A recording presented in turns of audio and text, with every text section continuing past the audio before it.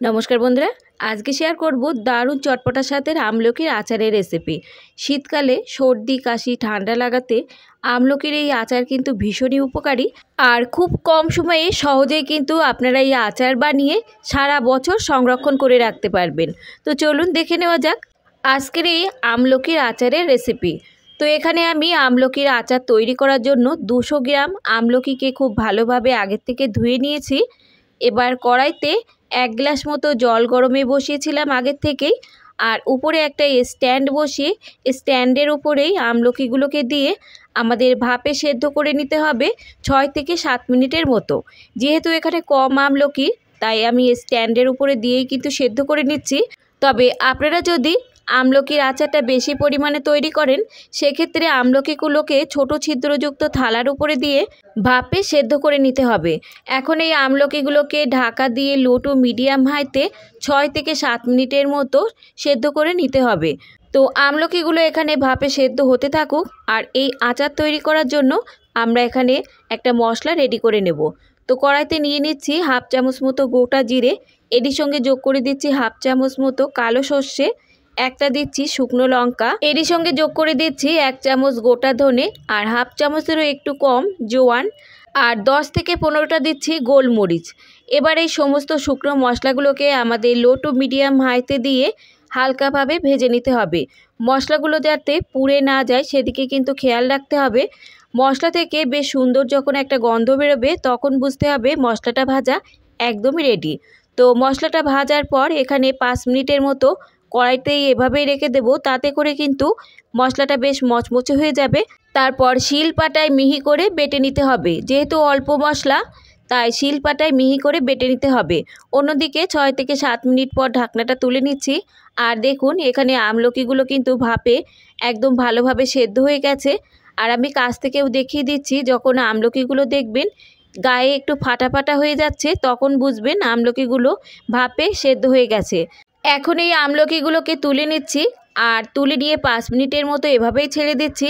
5 minute পর ফিরে আসছি, দেখুন আমলকিগুলো কিন্তু এখানে ঠান্ডা হয়ে গেছে। এবার এই আমলকিগুলোকে বীজ থেকে খুব সহজেই কিন্তু এভাবে হাত দিয়েই আলাদা করে নেওয়া যাবে।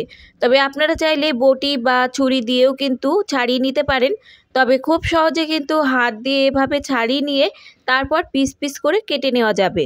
তো এখানে আমি হাত দিয়েই ছাড়িয়ে নিচ্ছি। দেখুন খুব সহজে কিন্তু এভাবে হাত দিয়ে আলতোভাবে টান দিলেই কিন্তু বীজ থেকে আমলকিগুলো খুব সহজে আলাদা হয়ে যাবে।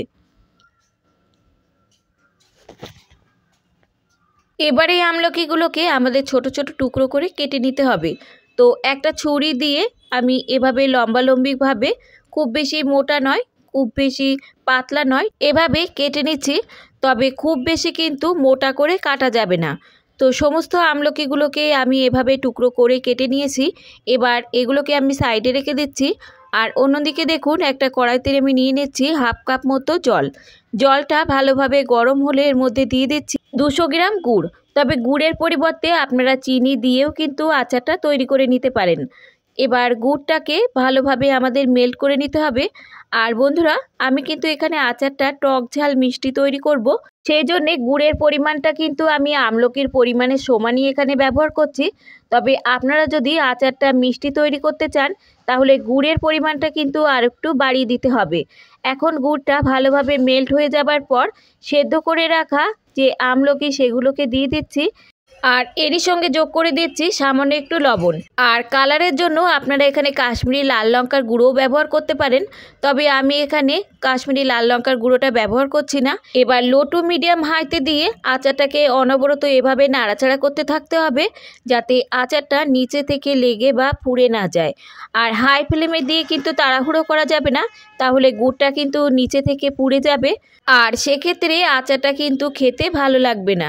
তো 7 থেকে 8 মিনিট মতো এভাবে নাড়াচাড়া করার পর দেখবেন গুড়ের পরিমাণটা কিন্তু কমে অর্ধেক হয়ে যাবে। আর যখন গুড়ের পরিমাণ অর্ধেক হয়ে যাবে, তখন বুঝতে হবে আচারটা আমাদের একদমই রেডি।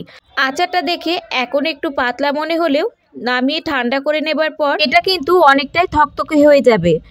এবার শেষে যোগ করে দিচ্ছি আমি যে ভেজে রাখা মশলাটা শিলপাটায় বেটে রেখেছিলাম। ভেজে রাখা মশলাটা ভালোভাবে মিশিয়ে নিলেই তৈরি হয়ে যাবে আমাদের দারুণ চটপটা স্বাদের আমলকির আচার।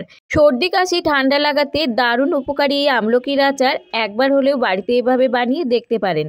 সারা বছর কিন্তু এভাবে বানিয়ে সংরক্ষণ করতে পারেন। দিনের যে কোনো সময় কিংবা ভাতের শেষ পাতেও কিন্তু আপনারা এই আমলকির আচার খেতে পারেন। তো বন্ধুরা, এবার আমি সার্ভ করে নিচ্ছি। আর দেখুন দেখতে কতটা লোভনীয় লাগছে। এবার এই আচারটা খুব ভালোভাবে ঠান্ডা করে নিয়ে একটা এয়ারটাইট কন্টেনারের মধ্যে ভরে রাখলে কিন্তু বহুদিন পর্যন্ত এটা ভালো থাকবে। তো বন্ধুরা, আজকের রেসিপি যদি আপনাদের ভালো লাগে, লাইক শেয়ার কমেন্টের সাথে সাথে চ্যানেলটাকে সাবস্ক্রাইব করে রাখার অনুরোধ রইল। আজ তাহলে এই পর্যন্ত বন্ধুরা, দেখা হবে অন্য কোনো রেসিপির সঙ্গে। ততক্ষণ সুস্থ থাকবেন, ভালো থাকবেন। আর রেসিপিটি দেখার জন্য সকলকে ধন্যবাদ।